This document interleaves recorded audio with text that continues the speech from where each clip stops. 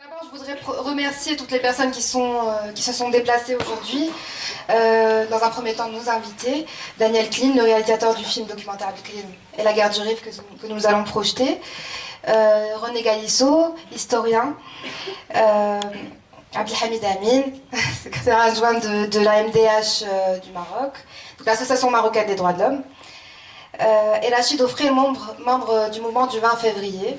Je voulais aussi remercier les organisateurs, donc les membres de la section parisienne de la MDH et donc toutes les personnes qui sont venues ici pour commémorer à la fois le cinquantenaire de la disparition de l'émir Abdelkrim Khattabi et le deuxième anniversaire du mouvement du 20 février, et ce dans le cadre de la semaine anticoloniale qui a commencé le 16 février et qui va finir le 3 mars.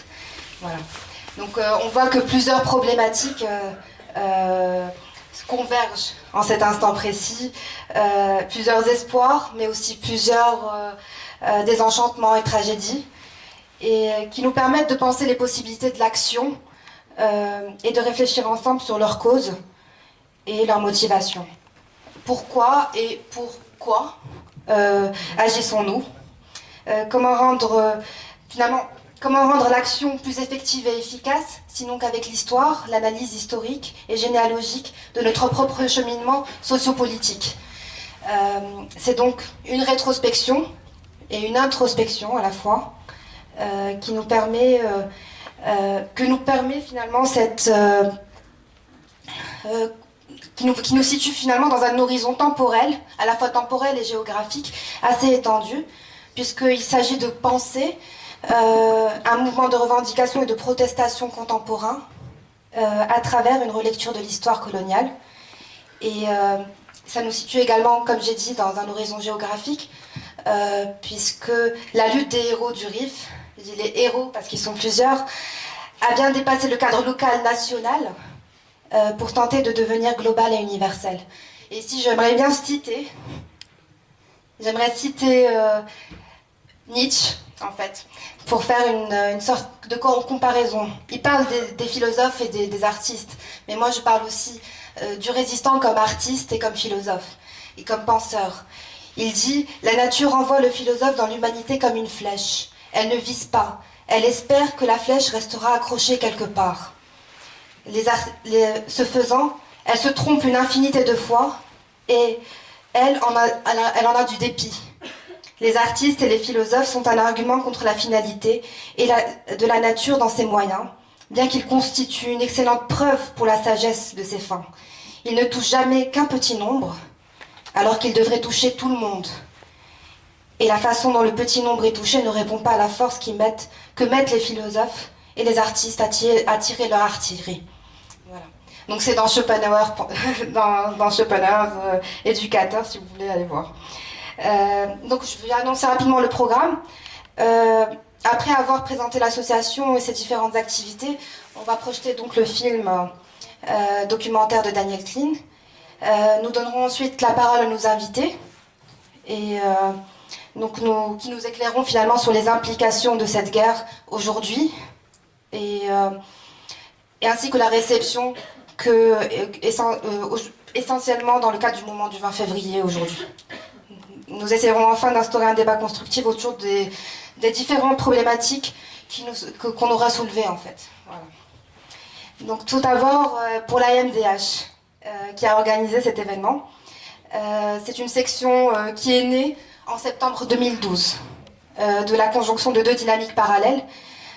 D'une part de l'action de terrain de l'Association du Maroc depuis 1979, action donc à long terme, et d'autre part à la suite de l'émergence d'un nouveau mouvement de revendication qui est le mouvement du 20 février. Donc c'est un nouvel élan qui a non seulement permis la structuration de la section parisienne, mais aussi celle d'autres sections en Europe, notamment à Madrid, Bruxelles et Lille.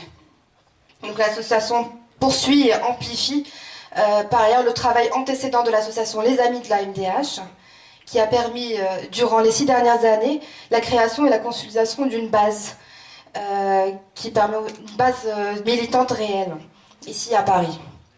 Donc, la MDH s'attelle à plusieurs activités et de travaux de terrain, parmi lesquels l'organisation de conférences débats comme celle-ci.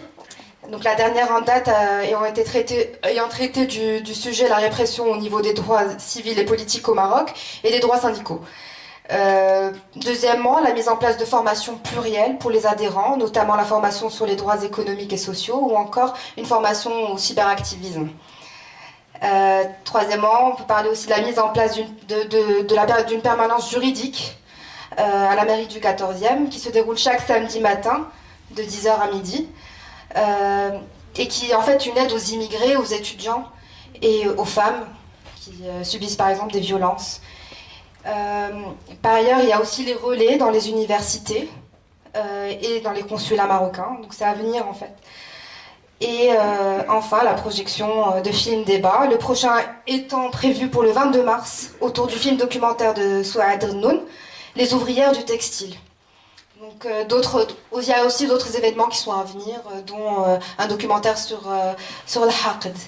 Donc vous aurez les détails ultérieurement. J'aimerais donner la parole maintenant au réalisateur Daniel Klein pour nous présenter en quelques mots son film documentaire.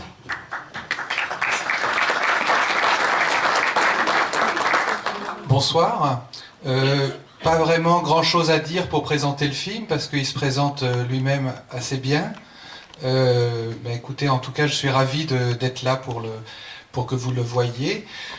3 mots toutefois. Je repense souvent quand je me suis mis au travail sur ce film que ça coïncidait avec le moment où l'Assemblée nationale en France se prononçait sur les effets bénéfiques de la colonisation. Quand je me suis mis à tourner, c'était le discours de Dakar, de Sarkozy, et j'ai fini le film avec le discours de Grenoble. Donc avec nous ce soir, et nous en sommes très honorés, 4 invités qui représentent chacun des aspects de notre problématique. D'une part historique avec René Galissot, et aussi Monsieur Daniel Klein, qui a fait le réalisateur du documentaire, il vous a parlé tout à l'heure. Pratique aussi, donc ce qui relève de l'action de terrain, et éthique d'autre part aussi avec Abdelhamid Amin. Et enfin, je dirais prospective ou ce qui relève de l'avenir, et avec Rachid Ofril, qui est jeune militant du mouvement du 20 février. Donc il nous donne à penser finalement le devenir d'une dynamique de revendication neuve qui reste à développer aujourd'hui. Donc René Galissot, vous êtes historien, professeur émérite à l'Université de Paris 8. Vous êtes spécialiste du mouvement ouvrier et du Maghreb colonial. Vous avez notamment participé au colloque de 73 autour de la République du Rif. Exactement. Dont on retrouve les actes du colloque dans l'ouvrage Abdelkrim et la République du Rif. Je vais juste citer rapidement vos œuvres principales. Parmi vos œuvres principales, La République française et les indigènes. Algérie, engagements sociaux et questions nationales. Le Maghreb de traverse. Maghreb, Algérie, classe et nation. Vous avez également dirigé des ouvrages, parmi lesquels Mehdi Ben Borka de l'indépendance marocaine à la tricontinentale, le pluralisme culturel en Europe, ces migrants qui font les quartiers de la ségrégation et tiers-monde ou quart-monde. Voilà, donc j'avais préparé, malheureusement, on n'a pas pu projeter la bibliographie et certaines archives, mais on essaiera de donner cette bibliographie plus tard. Avec nous, Abdelhamid Amin. Donc vous êtes vice-président de l'Association marocaine des droits de l'homme, la MDH, ainsi que le coordinateur adjoint du Conseil national d'appui au mouvement du 20 février. Vous avez été et êtes toujours une figure éminente de l'opposition de la gauche marocaine, notamment dans le cadre de l'ILMM et de la démocratie, pour ce qui est de votre activité partisane, ainsi qu'ancien membre du Conseil national de l'Union marocaine des travailleurs, l'UMT, pour ce qui est de l'action syndicale. Je présente Rachid Ofril, qui est membre du collectif des Amazirs de France pour le changement démocratique au Maroc, ainsi qu'engagé au sein du mouvement 20 février, notamment en tant que coordinateur du mouvement. Voilà. Donc, j'aimerais, pour faire transition vers le débat, citer M. René Galissot, qui tout à l'heure a dit que Abdelkrim était l'une des incarnations, l'une des meilleures incarnations du possible, des possibles, tout en sachant qu'il n'y avait pas d'issue. Et je pense qu'en effet, vous avez souligné deux notions fondamentales qui décrivent toute action. Le possible et la contrainte absolue même. Aussi, le pouvoir, plutôt les possibles ou le possible, sont-ils les résultats finalement sont-ils les résultats de la prise de conscience d'une impasse.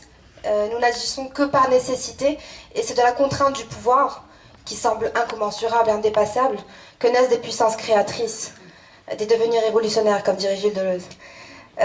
C'est parce que l'on nous présente un monde fini, d'une finitude parfois tyrannique, c'est que la nécessité de l'outrepassement, d'une dialectique immanente, s'impose. Et c'est comme si on créait de l'être à partir du néant.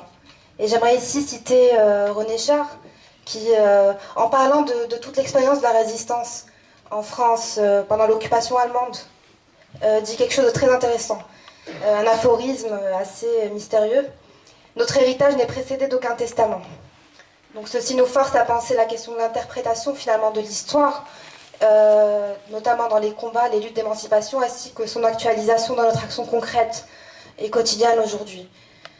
J'aimerais aussi citer, juste pour analyser cette citation de René Char rapidement, Hannah Arendt, qui dit dans cette nudité, donc la nudité dans laquelle ils étaient, c'est-à-dire complètement dépouillés de tous les masques, de ce que la société fait porter à ses membres, aussi bien que de ceux que l'individu fabrique pour lui-même dans ses réactions psychologiques contre la société.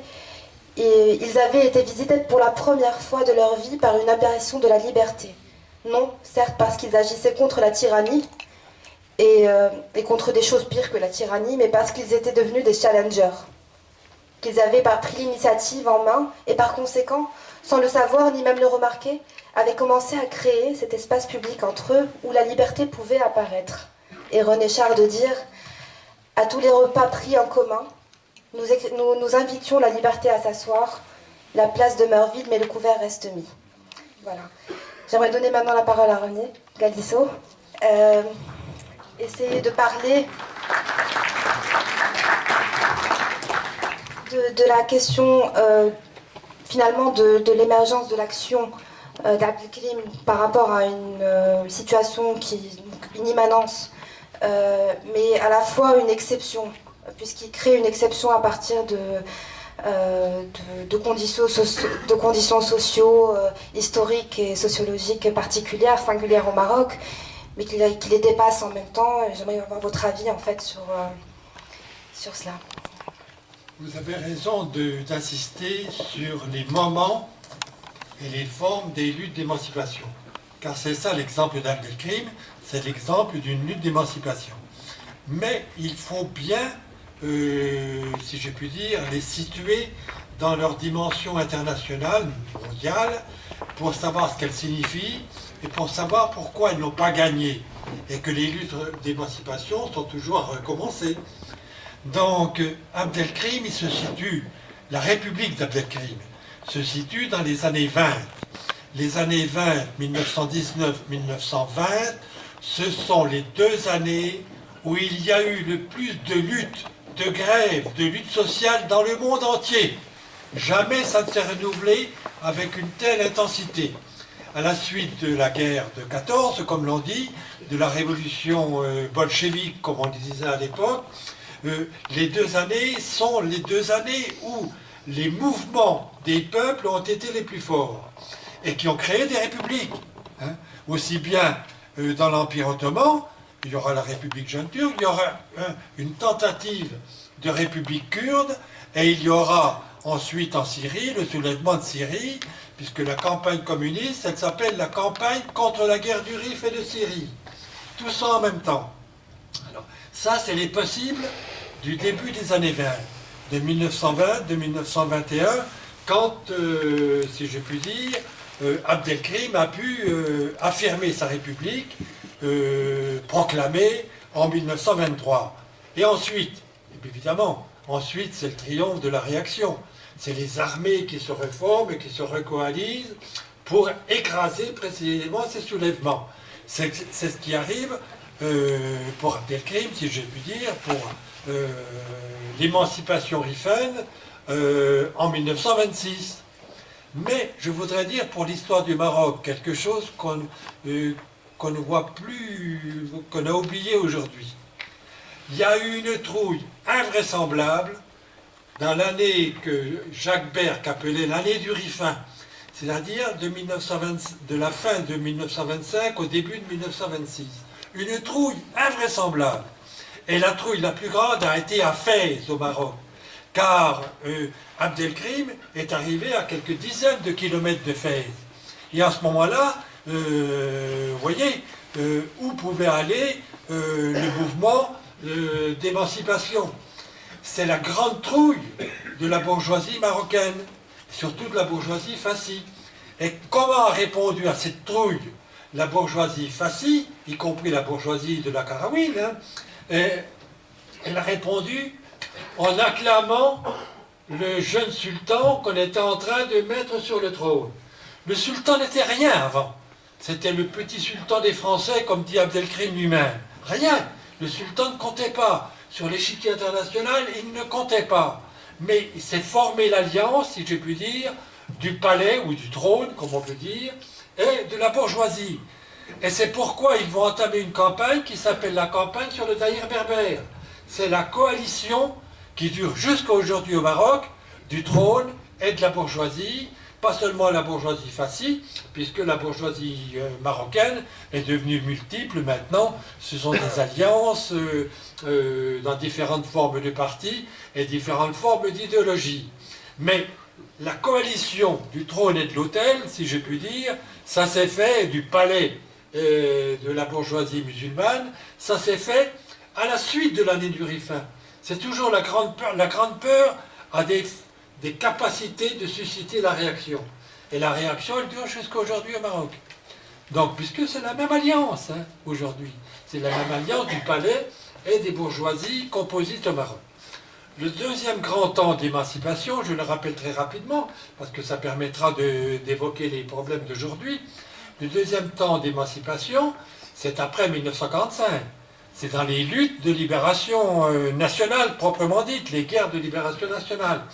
Et Abdelkrim redevient central, parce qu'il est l'initiateur, depuis le Caire, il est l'initiateur de l'armée de libération du Maghreb, qui avait pour but la libération de l'ensemble du Maghreb, pas seulement du Maroc.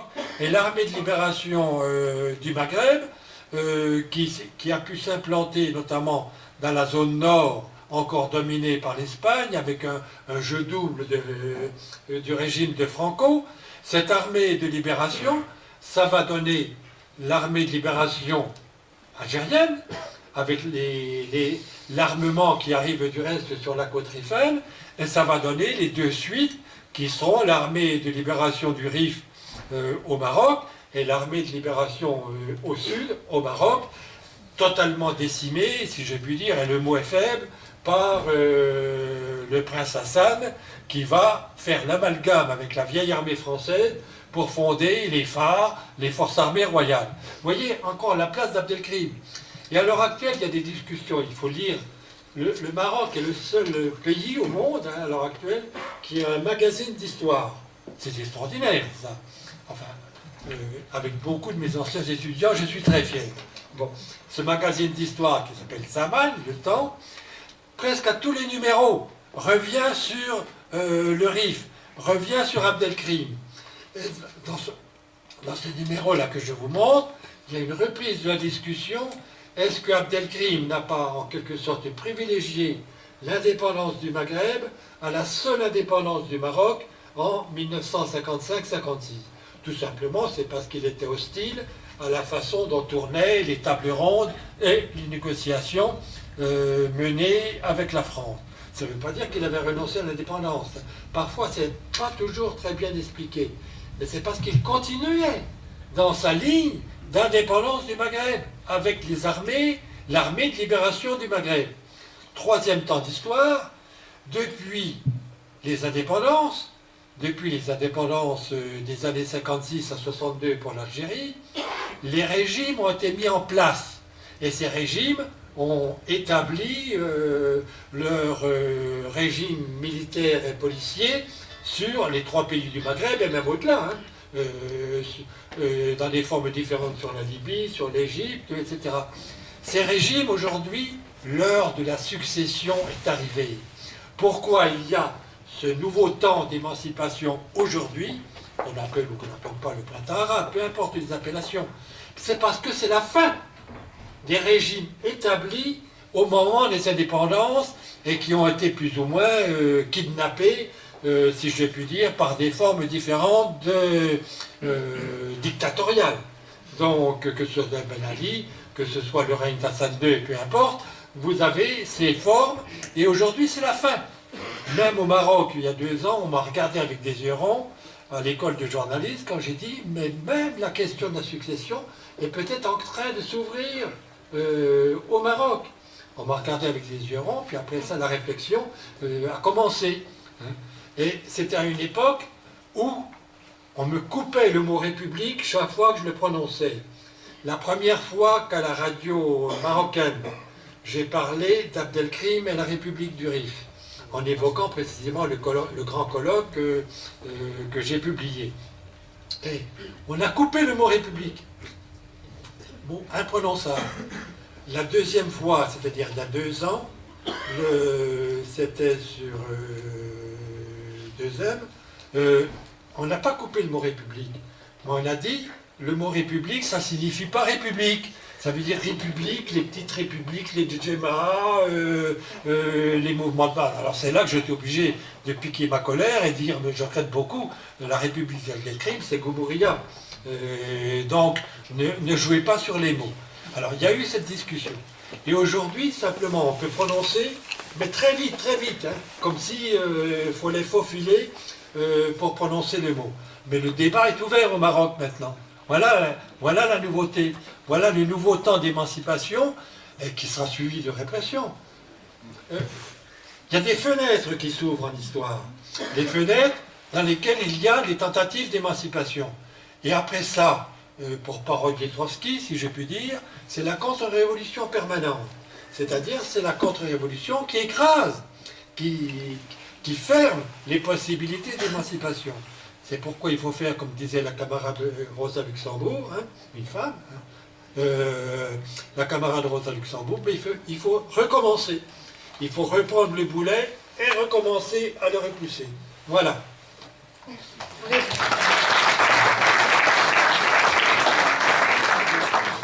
vous poser une question par rapport... là, vous avez parlé de ce qui a précédé, finalement, la République du Rif. Mais elle n'a pas émergé de rien. Il y avait bien une tradition avant de confrontation avec l'Espagne, mais aussi dans la formation même de Mohamed Ben Abdelkrim et de son frère Mohamed. Il y avait je pense, une réflexion, et avec leur père aussi, le Qadi, qui avait donc une tradition, je pense aussi avec Nahda, avec le moment de la Renaissance arabe. Il y avait le salafisme aussi. Le salafisme, non pas comme on l'interprète aujourd'hui, mais le salafisme éclairé, donc scientifique de l'époque. Comment est-ce que vous pouvez nous... En fait, pour juste montrer qu'il y avait une tradition de guérilla finalement dans le Rif, mais en même temps que Abdelkrim et ses enfants, donc je parle du Qadi, ont ramené quelque chose de nouveau dans la République du Rif, tout en restant dans une certaine continuité. Même avec la lutte de Abdelkader, par exemple, au départ en Algérie, est-ce qu'on peut dire qu'il y a des liens entre ces différentes luttes et ces différentes traditions voilà. Je n'aime pas le mot tradition, parce que le mot tradition, ça veut dire des inventions d'aujourd'hui pour récupérer des arguments dans le passé. Ça n'a pas beaucoup d'intérêt. Comme le grand historien que l'on cite, l'auteur de L'âge des extrêmes, qui s'appelle Eric Hobsbawm, qui est mort il y a 3 mois, c'est l'invention de la tradition. Les historiens utilisent comment on réinvente sans arrêt la tradition. Mais la tradition, ce n'est pas un mot d'histoire, hein. C'est une refabrication avec le passé pour servir une cause d'aujourd'hui. Donc, méfions-nous de ce mot tradition. Alors, pour se situer dans ce moment, si je puis dire, du mouvement Rifain, il faut faire quand même, il ne faut pas aller trop vite. Parce que Abdelkrim, dans son mémoire, dont on cite le texte dans le film, explique lui-même qu'il avait pensé pouvoir travailler avec les Espagnols, travailler avec l'Espagne, pour arriver à faire progresser la situation rifaine. Et lui-même a été rédacteur dans des journaux espagnols, dans des journaux coloniaux. Il ne faut pas nier, si je puis dire, la première formation d'Abdelkrim. Le mouvement Amazigh aujourd'hui, il est en peine parce qu'il voudrait prouver qu'Abdelkrim est né révolutionnaire. On ne naît pas révolutionnaire, on le devient. C'est comme l'histoire des femmes, ça. Donc, après la période où il avait fait confiance aux réformes en s'associant à l'Espagne, il y a la rupture. Bon. Alors, quelles étaient les formes d'opposition, si je puis dire, avant la Première Guerre mondiale et avant la guerre du Rif? C'était des formes d'opposition principalement à propos du sultanat, car il y avait plusieurs sultans. Et il y a eu un sultan réformateur, notamment Moulay Hafid a tenté les réformes contre le sultan qui était l'endetté de la pénétration des puissances européennes. Bon. Et c'est des formes de résistance. Pourquoi? Ces formes de résistance à propos du sultanat, et en particulier dans la zone nord, demandaient une constitution. Eh oui, et demander une constitution pour contrôler précisément le gouvernement sultanien. C'est même dans la zone nord, Zaman l'a rappelé il n'y a pas très longtemps, qu'il y a eu le premier projet de constitution pour précisément contrôler politiquement le sultan. À l'époque où il y avait 3 sultans. Il ne faut pas fabuler sur l'histoire sultanienne. C'est Lyautey qui a fabriqué le sultan d'aujourd'hui et le roi d'aujourd'hui. Mais avant, ce n'était pas ça. Le Maroc était polycentrique. Donc, il y avait plusieurs mouvements. Et le mouvement du Nord, comme dit Abdelkrim, c'est le mouvement de notre peuple. Ça veut dire le peuple rifin.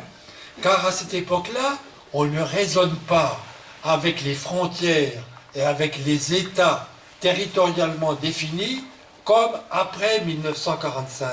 C'est pourquoi il y a des républiques, c'est pourquoi il y a des luttes d'émancipation. On emploie le mot nationalitaire, on emploie le mot nationalité, on emploie le mot peuple rifin, nation rifaine. Vous voyez? Et c'est après 1945, avec l'ONU notamment, que partout, un peuple, un territoire, un État. Mais non, ça c'est le nouveau carcan.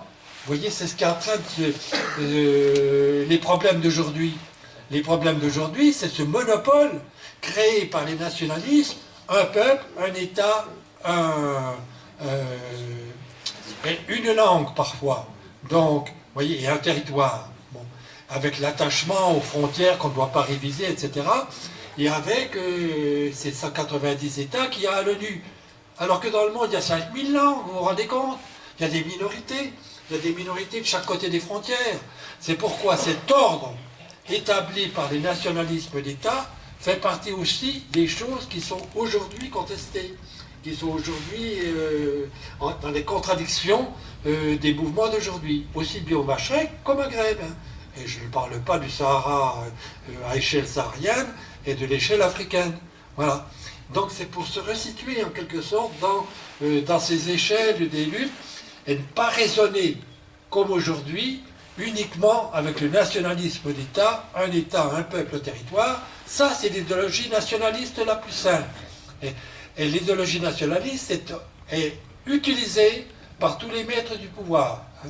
Tant qu'elle n'est pas critiquée, eh bien, le règne des Ben Ali et le règne des descendants d'Hassan va continuer.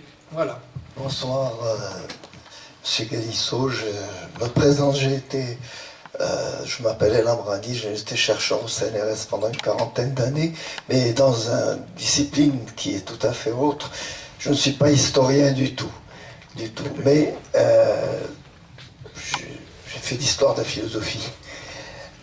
Alors, je rebondis seulement pour ne pas prendre la parole longtemps, ni vous obliger à rester plus longtemps. C'est sur le mot de tradition qu'on a utilisé. Leïla pour vous rappeler éventuellement que le terreau ou les origines de la lutte émancipative de Abdelkrim peuvent trouver un ascendant il est à la fois familial, puisque un des fils de l'Émir Abdelkader a combattu avec Abdelkrim. D'autre part, Abdelkrim a séjourné, alors là je ne suis pas sûr des dates, est-ce que c'est avant l'insurrection ou après, dans la Zawiya de Sidi Ahmed Ben Aliwa à Moussaranem, toute cette ascendance confrérique, pour ne pas dire un autre mot. Le mot confrérie, je ne l'aime pas, mais bon, il y a des mots qui sont comme ça marqués. On n'ose plus les utiliser comme salafisme, justement, tout à l'heure.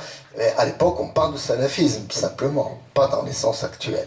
Alors, Abdelkader est dans la lignée fondamentale de la lutte de Abdelkrim. Et je suis d'accord avec vous, le mot tradition est un mot, je préférais le mot de récurrence historique pour, et vous êtes d'accord je crois sur l'appellation, pour dire un terme qui est un terme de la confrérie, c'est le mot de tajaddud, al-mujaddid, celui qui rénove.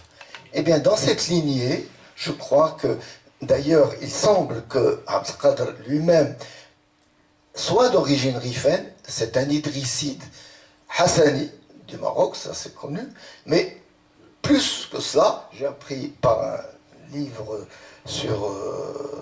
par un propos rapporté d'un livre sur Amir Abdelkader, qu'il aurait déjà conçu quelque chose pour le Rif. Un territoire autonome. Donc, il y a quelque chose à chercher, je crois, d'abord dans l'ascendance djihadiste, je dirais, de l'époque, pas dans la formation et les objectifs de Abdelkrim.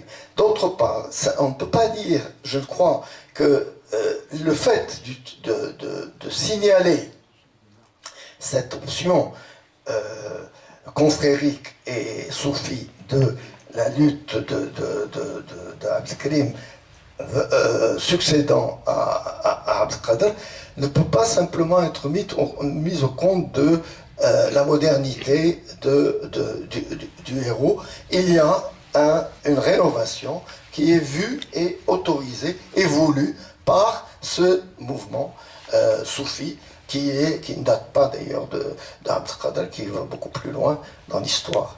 Je m'arrête là. Il faut faire attention.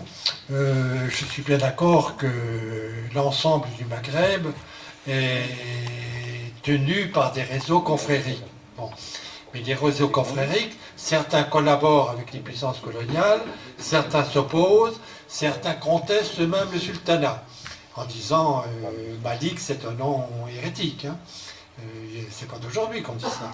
Donc, vous voyez, je veux bien qu'on dise qu'il y a un terreau confrérique, mais l'ensemble confrérique est quelque chose de très orienté différemment, suivant les alliances, les implantations locales.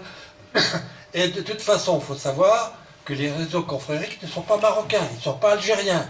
Ils sont transversaux, si je puis dire, au Maghreb. Et beaucoup ont, non pas des prolongements, mais des sources, si je puis dire, sahariennes. Hein, tout en se référant, évidemment, à un saint patron qui, lui, appartient à Bagdad ou appartient au Mashrek. Donc c'est quelque chose qu'il faut resituer dans l'ensemble de ces réseaux, hein, et ne pas les innocenter. Bon. Alors sur la question par contre très importante que vous avez posée, c'est la question du caractère moderne d'Abdelkrim. Bien. Alors là, je ne peux pas développer, mais il y a une véritable malversation qui s'est instituée par les mouvements islamistes depuis une trentaine d'années. C'est de faire croire que Nahda, ça veut dire le réformisme musulman. Eh bien non. Nahda, ça veut dire la renaissance intellectuelle qui a commencé au Mashrek, qui a été portée par des chrétiens, des juifs, des musulmans, et c'est une renaissance intellectuelle arabe. C'est ce que veut dire Nahda. C'est la renaissance arabe qui ensuite a été développée, qui est venue plus tardivement, si je puis dire, au Maghreb. Mais Nahda, c'est ça que c'est moderne. Hein? Ça veut dire une pensée moderne et qui n'a aucun sens religieux. Je vais jusque-là. Parce que le sens religieux, il va être donné par le premier mouvement salafiste, El Afrani et les autres. Entre parenthèses, El Afrani était probablement athée, mais enfin, c'est pas la question. Mais c'est quand ils ont voulu construire un mouvement islamiste. Le premier grand mouvement islamisme dans l'Empire ottoman.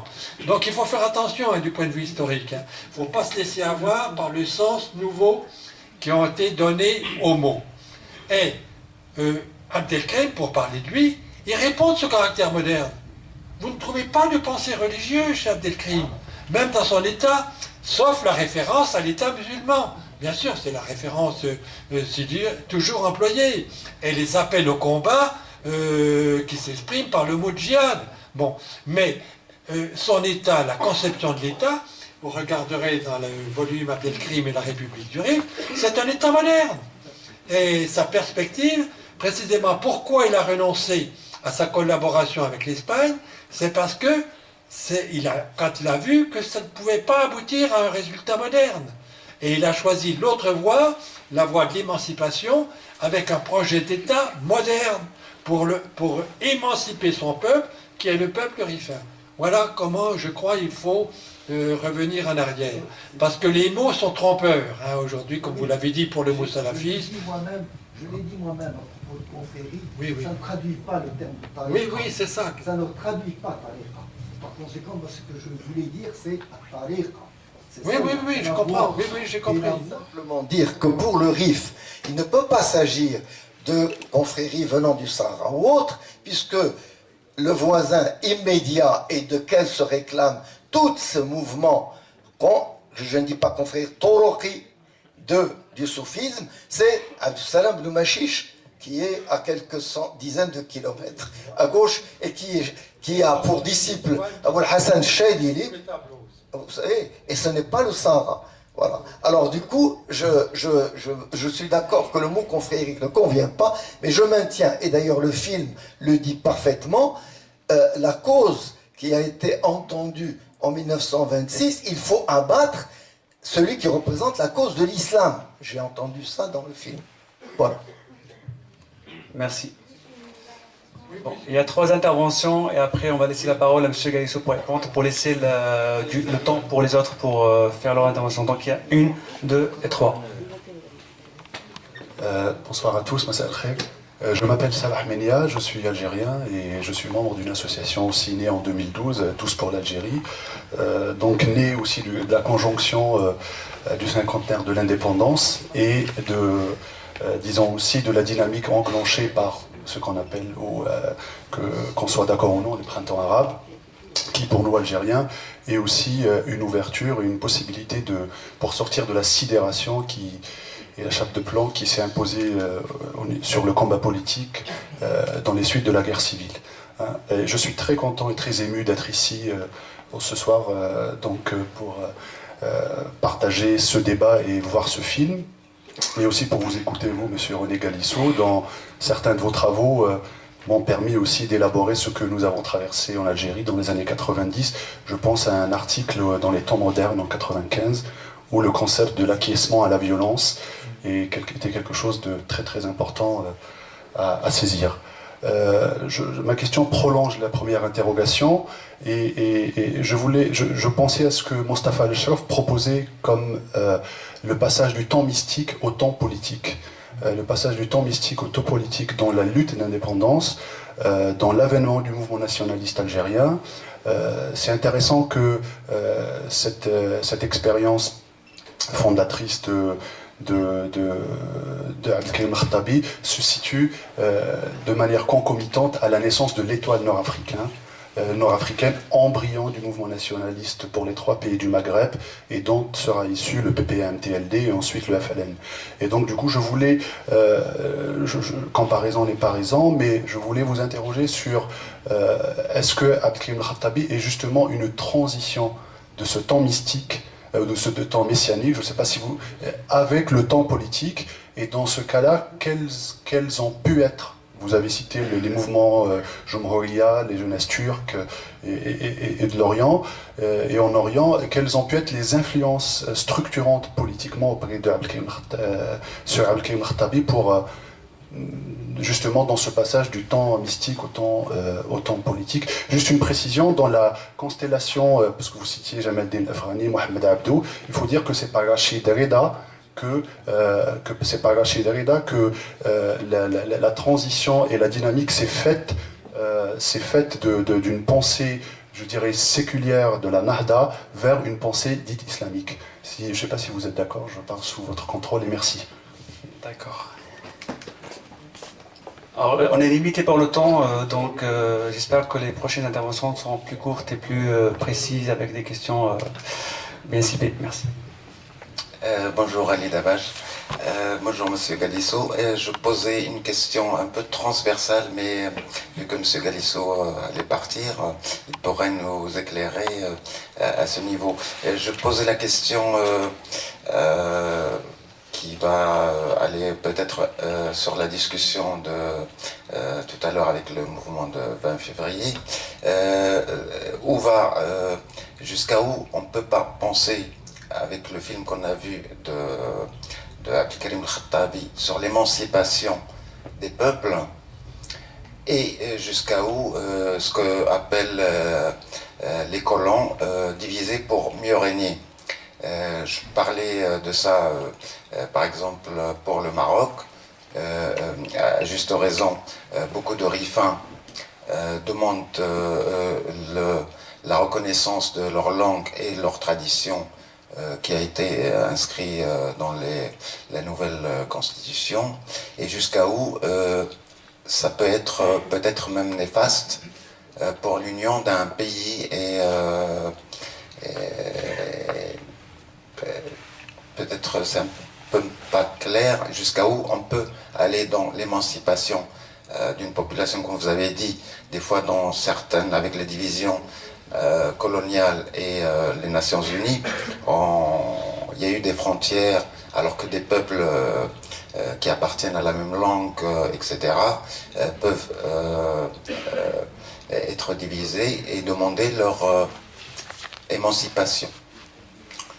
Je suis aussi algérien, comme ces messieurs qui viennent prendre la parole. Je suis un ancien de l'ALN. Et donc, je remercie M. Galisso pour le travail qu'il a fait. Et je ne fais qu'une chose... je parle d'habitude. Ce que je voudrais dire, c'est simplement cette filiation directe entre l'émir Abdelkader et l'émir Abdelkrim, en ce sens qu'ils ont été des hommes à la fois de guerre, des hommes de culture, des hommes d'État. Et c'est tout. Et c'est tout. Je ne vois pas autre chose entre les deux. C'est dans la continuité que s'est fait le mouvement de l'émir Abdelkrim, dont je porte le prénom en son honneur, parce qu'à cette époque, ce prénom était à la mode en Algérie. Voilà. Merci. Alors, réponse très très rapide, je ne peux pas reprendre toutes les questions. Je crois que la comparaison avec l'émir Abdelkader, c'est que c'est la tentative, si je puis dire, de construire un État moderne. Et c'est bien le passage du mystique au politique. C'est bien un État moderne qui est visé. Bien. Mais la colonisation a joué un très mauvais tour. C'est pourquoi c'est inutile de parler de décolonisation. Aujourd'hui, ça ne veut pas dire grand-chose de l'intérieur des sociétés elles-mêmes. Je ne parle pas des réactions coloniales en Europe, hein. De l'intérieur des sociétés colonisées. Pourquoi? Qu'est-ce qu'a laissé la colonisation? La colonisation a interdit aux 3 sociétés du Maghreb, mais aux autres sociétés. La colonisation britannique, elle a pratiqué la même chose dans l'Empire des Indes, avec les Pakistanais, avec les hindouistes, etc. Bien. Qu'est-ce qu'a fait la colonisation? Elle a interdit l'accès aux droits civils et aux droits politiques. Et elle a substitué l'attachement aux droits confessionnels religieux, qu'en pays musulman, on appelle le droit musulman. Et on dit même que c'est le droit personnel. Et la colonisation a gagné. Pourquoi? Puisque regardez la constitution, la définition votée de la nationalité et citoyenneté en Algérie, regardez au Maroc, en Tunisie, Bourguiba a écorné tout cela, heureusement, mais en Égypte, on retrouve la même réaction, c'est que la citoyenneté, maintenant, c'est l'ancien droit musulman. C'est le statut musulman qu'on a appelé citoyenneté, aussi bien au Maroc qu'en Algérie. Donc la colonisation a laissé ça comme héritage. C'est pour ça que, certes, on peut dire que le temps mystique est aboli, bon, mais le temps politique n'est pas encore accompli, si je puis dire, puisqu'il ne s'agit pas de société civile, et il ne s'agit pas de droit de citoyenneté, mais il s'agit d'une définition de la citoyenneté et de la nationalité par la religion. C'est là que la colonisation, en quelque sorte, a laissé le plus triste héritage au pays du Maghreb. Ça vous explique les réactions d'aujourd'hui. Les réactions d'aujourd'hui, ce qu'on appelle bêtement le retour de l'islam. Ce n'est pas le retour de l'islam, c'est le retour après la période de nationalisme développementaliste où chacun croyait qu'on allait développer nationalement chacun des États, mais c'est le retour de l'héritage colonial. C'est le retour de la définition de l'identité par l'islam. C'est ça, c'est le statut personnel et le statut musulman. Ça demande une énorme réflexion, parce que les choses restent bloquées. Et simplement une allusion historique, je voulais faire remarquer que c'est le colonisateur britannique, alors lui qui est un champion du statut musulman, hein, comme il est un champion du nationalisme hindouiste. Hein. Bon, c'est le colonisateur britannique qui a nommé Cher Abdou recteur d'El-Azhar. Bien, donc c'est une forme de collaboration coloniale. Et c'est pourquoi la collaboration, Rachid Rida l'a poussé, comme vous l'avez rappelé, à faire une espèce d'amalgame entre la Renaissance nada et le salafisme au sens propre du mot, de l'islam, du réformisme musulman. C'est là qu'elle... Mais à nouveau, vous voyez comment c'est une opération pilotée par le colonisateur britannique. Et ce qui est marrant, c'est que ceux qui ont protesté contre cette alliance faite à El-Azhar, c'est les étudiants d'El-Azhar. Et les étudiants d'El-Azhar, en 1928, ils se sont appelés frères musulmans. Donc, ils ne sortaient pas de l'âge mystique, si je puis dire, et de la contestation sur fond religieux, mais ils l'adressaient à la collaboration coloniale des salafistes d'El-Azhar. Je rappelle ces problèmes historiques parce que ça c'est vraiment très intéressant pour voir encore comment les choses ne sont pas dénouées aujourd'hui. C'est ça que vous avez à dénouer. Voilà. Je m'excuse de partir. Merci. Bonne suite.